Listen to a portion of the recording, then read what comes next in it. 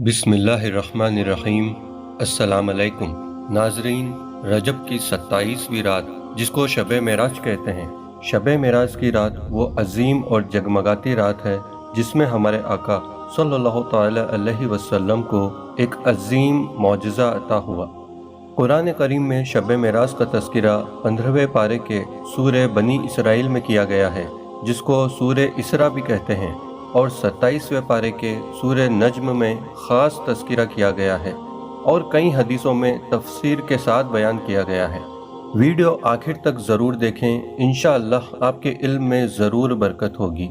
शब मेराज का वाक़या तफसीर से जानने से पहले आइए उस मुक़द्दस रात की ख़ास झलकियाँ जान लेते हैं। शब मेराज की रात तमाम फरिश्तों के सरदार सैयदना जिब्राइल अमीन अलैहिस्सलाम नबी करीम सल्लल्लाहु तआला अलैहि वसल्लम की खिदमत में इंतहाई तेज़ रफ्तार सवारी बुराक लेकर हाजिर हुए। आकाए करीम को निहायत एहतराम के साथ बुराक पर सवार किया गया। रसूल करीम रातों रात मक्का शरीफ से बैतुल मुक़द्दस पहुँचे। नबी करीम का इस्तकबाल किया गया। नबी करीम ने सारे नबियों की इमामत फरमाई। शब मेराज की रात नबी करीम ने सारे आसमानों की सैर फरमाई और उनके करिश्मे देखे। मेराज की रात हुजूर ने हर आसमान पर अंबिया कराम से मुलाकात फरमाई। मेराज की रात नबी करीम सिदरतुल मुंतहा पर भी गए। इस मकाम पर पहुंचकर जिब्राइल अमीन ने आगे जाने से माफ़ी मांगी। मेराज की रात आप उस मकाम पर भी पहुँचे जहाँ अक्ल काम नहीं करती। मेराज की रात रसूल करीम को ख़ास इनामात अता हुए। मेराज की रात रसूल करीम को शुरू में 50 नमाज का तोहफ़ा अल्लाह करीम की बारगाह से अता हुआ, जो कम होने के बाद 5 नमाजों की सूरत में हम पर फ़र्ज किया गया।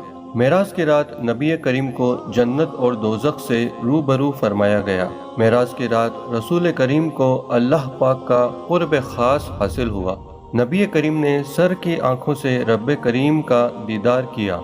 आइए सफ़र मेराज के ईमान अफरोज़ और दिलचस्प पहलुओं के बारे में जानते हैं।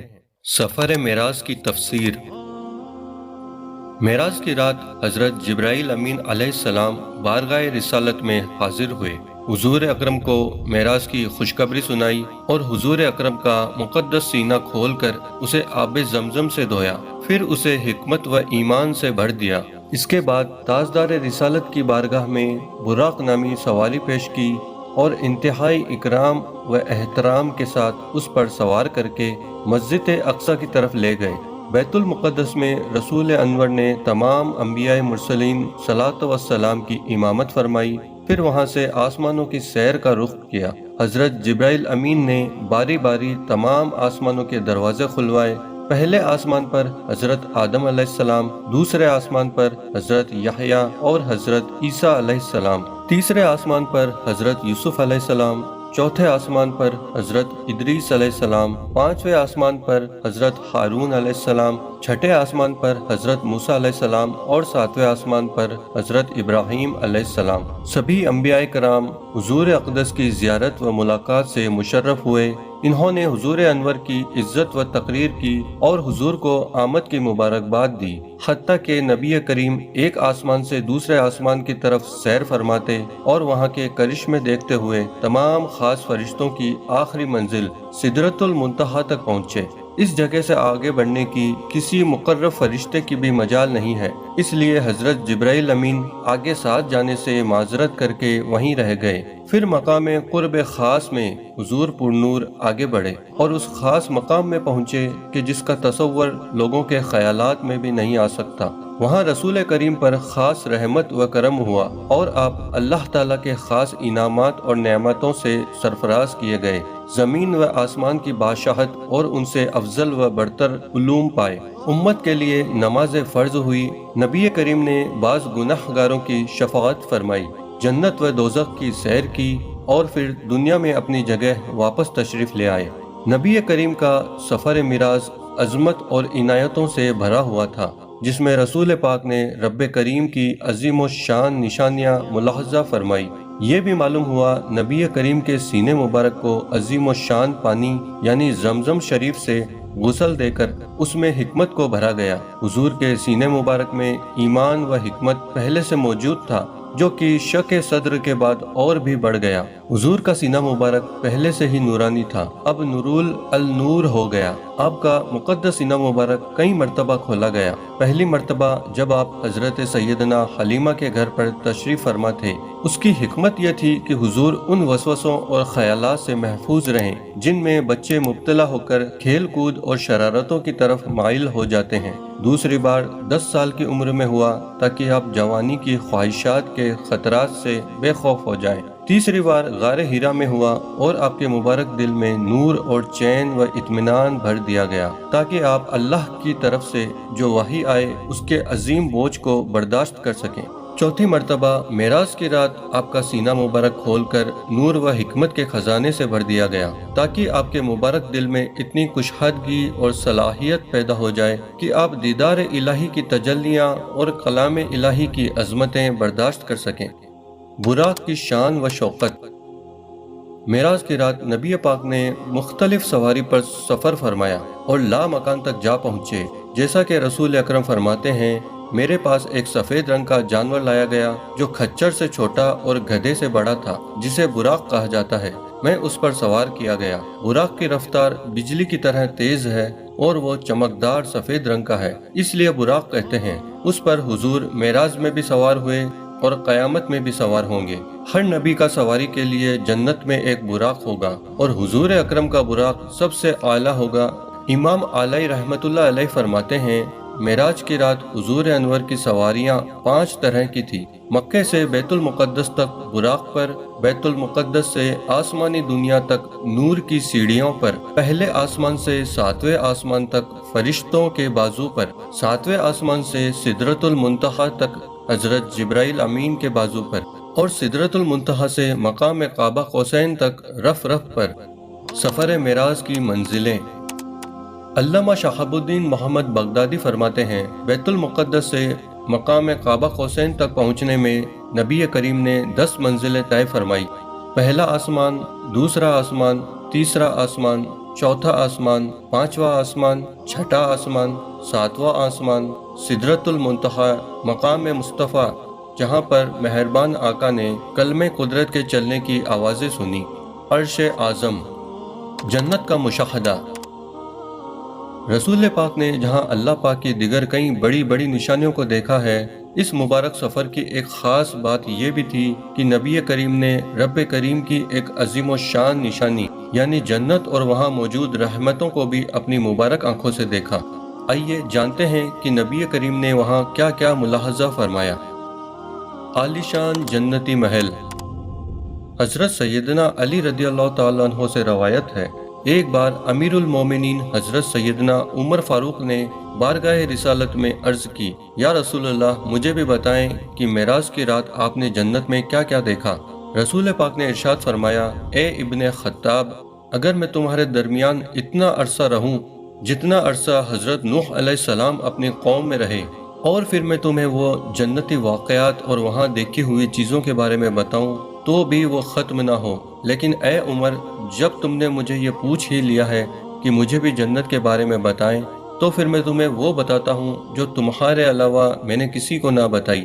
میں نے جنت میں ایک ایسا عالیشان محل دیکھا ہے جس کی چوکھٹ جنتی زمین کے نیچے تھی اور اس کا اوپر والا حصہ عرش کے درمیان میں تھا۔ میں نے جبرائیل امین سے پوچھا، اے جبرائیل، کیا تم اس عالیشان محل کے بارے میں جانتے ہو جس کی چوکھٹ جنتی زمین کے نیچے اور اوپری حصہ عرش کے درمیان میں ہے؟ جبرائیل امین نے عرض کیا، یا رسول اللہ، میں نہیں جانتا۔ میں نے پھر پوچھا، جبرائیل، اس محل کی روشنی تو ایسی ہے جیسے دنیا میں سورج کی روشنی، چلو یہی بتا دو کہ اس تک کون کون پہنچے گا اور اس میں کون رہے گا؟ تو جبرائیل امین نے عرض کیا، یا رسول اللہ، اس محل میں وہ رہے گا جو صرف حق بات کہتا ہے، حق بات کی ہدایت دیتا ہے۔ جب اسے کوئی حق بات کہتا ہے تو وہ غصہ نہیں کرتا اور اس کا حق پر ہی انتقال ہوگا۔ میں نے پوچھا، اے جبرائیل، کیا تمہیں اس کا نام معلوم ہے؟ عرض کی، جی ہاں یا رسول اللہ، وہ ایک ہی شخص تو ہے۔ میں نے پوچھا، جبرائیل، وہ ایک شخص کون ہے؟ عرض کی، حضرت عمر بن خطاب۔ یہ سن کر امیر المومنین حضرت سیدنا عمر فاروق اعظم پر رقت جاری ہوئی۔ حضرت سیدنا عبداللہ بن حسن رضی اللہ تعالیٰ عنہ بیان کرتے ہیں، اس واقعہ کے بعد ہم نے امیر المومنین حضرت سیدنا فاروق اعظم رضی اللہ تعالیٰ عنہ کے چہرے پر کبھی ہنسی نہ دیکھی، حتیٰ کہ آپ دنیا سے تشریف لے گئے۔ سونے کا محل۔ حضرت سیدنا انس رضی اللہ تعالیٰ عنہ سے روایت ہے، رسول کریم نے ارشاد فرمایا، جب میں جنت میں داخل ہوا تو سونے سے سجا ہوا ایک محل کے پاس سے میرا گزر ہوا۔ میں نے پوچھا، یہ محل کس کا ہے؟ فرشتوں نے عرض کی، یہ ایک عربی نوجوان کا ہے۔ میں نے کہا، میں عربی ہوں۔ فرشتوں نے عرض کیا، یہ ایک قریشی نوجوان کا ہے۔ میں نے کہا، میں قریشی ہوں۔ فرشتوں نے عرض کی، یہ امت محمدیہ کے ایک شخص کا ہے۔ میں نے کہا، محمد تو میں ہوں۔ فرشتوں نے عرض کی، یہ محل عمر بن خطاب کا ہے۔ حضور اکرم نے ارشاد فرمایا، تو میں نے چاہا کہ میں اس محل میں داخل ہو جاؤں تاکہ اسے دیکھ سکوں۔ اے عمر، مگر مجھے تمہاری غیرت و عزت کا خیال آیا۔ حوروں کا سلام۔ حضرت سیدنا انس رضی اللہ تعالیٰ عنہ سے روایت ہے، رسول پاک نے فرمایا، معراج کی سیر کے دوران میں بیدخ نامی جگہ میں داخل ہوا، جہاں ہیرے موتی، جواہرات اور سرخ یاقوت کے خیمے ہیں۔ حوروں نے کہا، اے اللہ پاک کے رسول، آپ پر سلامتی ہو۔ میں نے پوچھا، اے جبرائیل، یہ آواز کیسی ہے؟ انہوں نے عرض کی، یہ خیموں میں با پردہ حوریں ہیں، انہوں نے آپ پر سلام پیش کرنے کے لیے اپنے رب کریم سے اجازت لی ہے۔ اس پر رسول کریم نے پارہ 27 سورہ رحمان کی آیت 72 تلاوت فرمائی، جس کا ترجمہ کنز الایمان ہے، حوریں ہیں خیموں میں پردہ نشین، جنتی نہریں اور پرندے۔ نبی کریم فرماتے ہیں، معراج کی رات میرا داخلہ جنت میں ہوا۔ اس کے کنکر موتیوں کے اور مٹی مشک کی تھی۔ پھر 4 نہریں دیکھی، ایک پانی کی جو تبدیل نہیں ہوتا، دوسری دودھ کی جس کا ذائقہ نہیں بدلتا، تیسری شراب کی جس میں پینے والے کے لیے صرف لذت ہے، نشہ نہیں، چوتھی نہر پاکیزہ اور صاف ستھری شہد کی۔ جنت کے پرندے اونٹ کی طرح تھے۔ جنت میں اللہ کریم نے اپنے نیک بندوں کے لیے ایسے ایسے انعامات تیار کر رکھے ہیں جنہیں نہ کسی آنکھ نے دیکھا، نہ کسی کان نے سنا، اور نہ کسی انسان کے دل میں اس کا خیال آ سکتا ہے۔ انبیاء کرام کی امامت۔ سفر معراج کا ایک پہلو یہ بھی ہے کہ نبی کریم نے تمام انبیاء کرام کی امامت فرمائی، جیسا کہ حدیث میں ہے، میں اس پر یعنی براق پر سواری کرتا ہوا بیت المقدس پہنچا، اور جس جگہ انبیاء کرام اپنی سواری کو باندھتے تھے وہاں میں نے اس کو باندھ دیا۔ پھر مسجد اقصی میں داخل ہوا اور اس میں 2 رکعت نماز ادا کی۔ مشہور ولی کامل حضرت علامہ مولانا مخدوم محمد ہاشم رحمۃ اللہ علیہ فرماتے ہیں، اس نماز میں آپ تمام انبیاء کرام کے امام تھے، کیونکہ پیارے آقا کی بلند شان کو ظاہر کرنے کے لیے بیت المقدس میں تمام انبیاء کرام کو جمع کیا گیا تھا۔ جب آپ تشریف لائے تو آپ کو دیکھ کر ان سب حضرات نے خوش آمدید کہا، اور نماز کے وقت سب نے آپ کو امامت کے لیے آگے کیا، اور آپ نے تمام انبیاء کرام کی امامت فرمائی۔ سبحان اللہ۔ پیارے ناظرین، جب نبی کریم آسمانوں کی سیر فرما کر اور اللہ پاک کی نشانیوں کا ملاحظہ فرما کر آسمان سے زمین پر تشریف لائے اور بیت المقدس میں داخل ہوئے اور براق پر سوار ہو کر مکہ مکرمہ کے لیے روانہ ہوئے، راستے میں نبی کریم نے بیت المقدس سے مکہ تک تمام منزلوں اور فرشتوں کے قافلوں کو بھی دیکھا۔ تمام منزلوں کے طے ہونے کے بعد رسول کریم مسجد حرام میں پہنچ کر آرام فرما ہوئے۔ جب نبی کریم صبح کو بیدار ہوئے اور رات کے واقعات قریش کے سامنے بیان فرمانے لگے تو قریش کے سرداروں کو سخت تعجب ہوا، یہاں تک کہ کچھ بدبختوں نے معاذ اللہ رسول اللہ کو جھوٹا کہا، اور کچھ نے طرح طرح کے سوالات کیے۔ قریش کے کچھ سردار بیت المقدس کو کئی بار دیکھ چکے تھے اور یہ بھی جانتے تھے کہ رسول کریم نے کبھی بھی بیت المقدس کو نہیں دیکھا ہے، اس لیے امتحان کے طور پر ان لوگوں نے حضور اکرم سے بیت المقدس کے در و دیوار اور محرابوں کے بارے میں سوالات شروع کر دیے۔ اس وقت اللہ تعالیٰ نے نبی کریم کی آنکھوں کے سامنے بیت المقدس کا پورا نقشہ پیش فرما دیا۔ وہ غیر مسلم آپ سے سوال پوچھتے جاتے اور آپ اس عمارت کو دیکھ دیکھ کر جوابات دیتے جاتے۔ واقعہ معراج کی تصدیق میں ایمان کا امتحان ہے کہ مختصر سی گھڑی میں جسم مبارک کے ساتھ آسمان و عرش اعظم تک، بلکہ آسمان سے بھی اوپر لا مکان تک تشریف لے جانا عقل سے بہت دور ہے۔ اسی وجہ سے وہ لوگ جن کے دل نور ایمان سے خالی تھے، انہوں نے اس عظیم واقعہ کو نہ صرف جھٹلایا بلکہ طرح طرح سے اس کا مذاق بھی اڑایا۔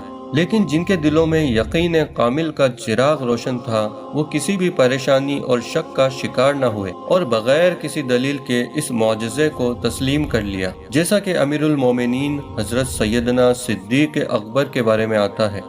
معراج کی تصدیق کرنے والے صحابی۔ ام المومنین حضرت عائشہ صدیقہ رضی اللہ تعالیٰ عنہ فرماتی ہیں، جب نبی کریم کو مسجد حرام سے مسجد اقصی کی سیر کرائی گئی تو آقا کریم نے دوسری صبح اس مکمل واقعہ کو لوگوں کے سامنے بیان فرمایا۔ غیر مسلم دوڑتے ہوئے امیر المومنین حضرت سیدنا ابو بکر صدیق کے پاس پہنچے اور کہنے لگے، کیا آپ اس بات کی تصدیق کرتے ہیں جو آپ کے دوست نے کہی ہے؟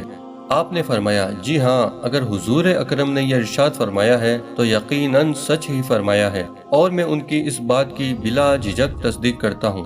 انہوں نے کہا، کیا آپ اس حیران کرنے والی بات کی بھی تصدیق کرتے ہیں کہ وہ رات میں بیت المقدس گئے اور صبح ہونے سے پہلے واپس بھی آ گئے؟ فرمایا، جی ہاں، میں تو نبی پاک کی آسمانی خبروں کی بھی صبح شام تصدیق کرتا ہوں، جو یقیناً اس بات سے بھی زیادہ حیران کر دینے والی اور تعجب دلانے والی بات ہے۔ اس واقعہ کے بعد اب صدیق مشہور ہو گئے۔ پیارے ناظرین، تصدیق کرنے والے سب سے پہلے صحابی امیر المومنین حضرت سیدنا ابو بکر صدیق ہیں، اور یاد رہے، رسول کے بعد انسانوں میں آپ سب سے افضل ہیں۔ آپ کے فضائل بے شمار ہیں۔ نبی کریم پر ایمان لانے والے مردوں میں سب سے پہلے آپ ہی ہیں۔ سفر و ہجرت میں رسول کریم کے ساتھ رہے، آپ نے حضور کے ساتھ ہی ہجرت کی، شہادت حاصل کی اور اس مقام پر پہنچے کہ اپنا جان، مال، اولاد، وطن، ہر چیز آپ پر قربان کر دی۔ یہی وجہ ہے کہ بارگاہ الہی میں آپ نے بہت بلند مرتبہ پایا اور ڈھیروں ڈھیر انعامات الہی کے حقدار بھی بنے۔ مقام مستوی۔ جب آقا کریم سدرۃ المنتہا سے آگے بڑھے تو حضرت جبرائیل وہیں ٹھہر گئے اور آگے جانے سے معافی مانگی۔ پیارے نبی نے ارشاد فرمایا، میں نے جبرائیل امین سے پوچھا، کیا تم نے اپنے رب کریم کو دیکھا ہے؟ انہوں نے عرض کی، میرے اور میرے رب کے درمیان نور کے 70 پردے ہیں، اگر میں ان میں سے کسی کے قریب بھی جاؤں تو جل جاؤں۔ پھر حضور اکرم اکیلے ہی سدرۃ المنتہا سے آگے بڑھے اور بلندی کی طرف سفر فرماتے ہوئے ایک مقام پر تشریف لائے جسے مستوی کہا جاتا ہے۔ یہاں رسول کریم نے قلموں کے چلنے کی آوازیں سنی۔ یہ وہ قلم تھے جسے فرشتے روزانہ کے اللہ کے حکم لکھتے ہیں اور لوح محفوظ سے 1 سال کے واقعات الگ الگ صفحوں میں نقل کرتے ہیں، اور پھر یہ صفحے شعبان کی 15ویں شب الگ الگ ذمہ دار فرشتوں کے حوالے کر دیے جاتے ہیں۔ اللہ پاک ہمیں آقا کریم کے صدقے شعبان اور پھر رمضان کے سارے روزے رکھنے کی توفیق عطا فرمائے، آمین۔ معراج کی رات حضور اکرم نے جہاں جنت میں فرما بردار بندوں پر ہونے والے انعامات کو دیکھا، وہیں نافرمانوں پر ہونے والے الگ الگ قسم کے دردناک عذابات کو بھی دیکھا۔ نبی کریم کچھ ایسے لوگوں کے پاس سے گزرے جن پر کچھ دوسرے لوگ مقرر تھے۔ ان میں سے کچھ لوگ ان لوگوں کے جبڑے کھول رہے تھے اور دوسرے کچھ گوشت کاٹتے۔ پیارے نبی نے پوچھا، جبرائیل، یہ لوگ کون ہیں؟ عرض کی، یہ لوگوں کی غیبتیں اور ان کے عیب ظاہر کرنے والے لوگ ہیں۔ رسول کریم نے دوزخ میں کچھ ایسے لوگ بھی دیکھے جو آگ کی شاخوں سے لٹکے ہوئے تھے۔ آپ نے پوچھا، اے جبرائیل، یہ لوگ کون ہیں؟ عرض کی، یہ وہ لوگ ہیں جو دنیا میں اپنے والدین کو گالیاں دیتے تھے۔ اس رات نبی کریم ایسے لوگوں کے پاس بھی تشریف لائے جن کے آگے اور پیچھے چیتھڑے لٹک رہے تھے اور 4 ٹانگوں والے جانوروں کی طرح چلتے ہوئے کانٹوں والی گھاس، کانٹوں والے درخت اور جہنم کے گرم پتھر نگل رہے تھے۔ نبی کریم نے پوچھا، اے جبرائیل، یہ لوگ کون ہیں؟ عرض کی، یہ وہ لوگ ہیں جو اپنے مالوں کی زکوٰۃ نہیں دیتے تھے۔ غور کیجئے، غیبت کرنا، عیب کھولنا، والدین کو گالیاں دینا اور فرض ہو جانے کے باوجود زکوٰۃ نہ دینا کس قدر تباہی و بربادی والے کام ہیں۔ افسوس، ہمارے معاشرے میں یہ چاروں گناہ بہت زیادہ عام ہوتے جا رہے ہیں اور اس کثرت سے ہو رہے ہیں کہ اللہ پاک کی پناہ۔ لہٰذا ان برے کاموں کو چھوڑ کر سچی توبہ کر لینی چاہیے، ورنہ اگر یہ موقع ہاتھ سے نکل گیا اور توبہ سے پہلے موت آ گئی تو پھر ہلاکت ہی ہلاکت ہے۔ یاد رہے، دنیا کی زندگی چند دن کی ہے، جبکہ آخرت کی زندگی ہمیشہ رہنے والی ہے۔ یقیناً کامیاب وہی ہے جو اپنے گناہوں سے سچی توبہ کر کے اپنی آخرت سنوارنے میں لگا رہے، اللہ پاک اور رسول پاک کی رضا کے کام کر کے جنت میں داخل ہو جائے۔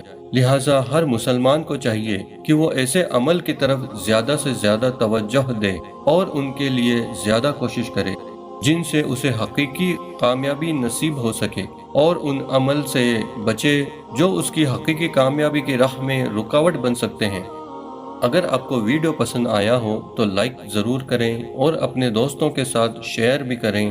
اسی طرح کی علم حاصل کرنے والی ویڈیوز کو دیکھنے کے لیے چینل کو سبسکرائب کریں، ساتھ میں بیل آئیکن بھی ضرور پریس کریں۔ جزاک اللہ۔ اللہ حافظ۔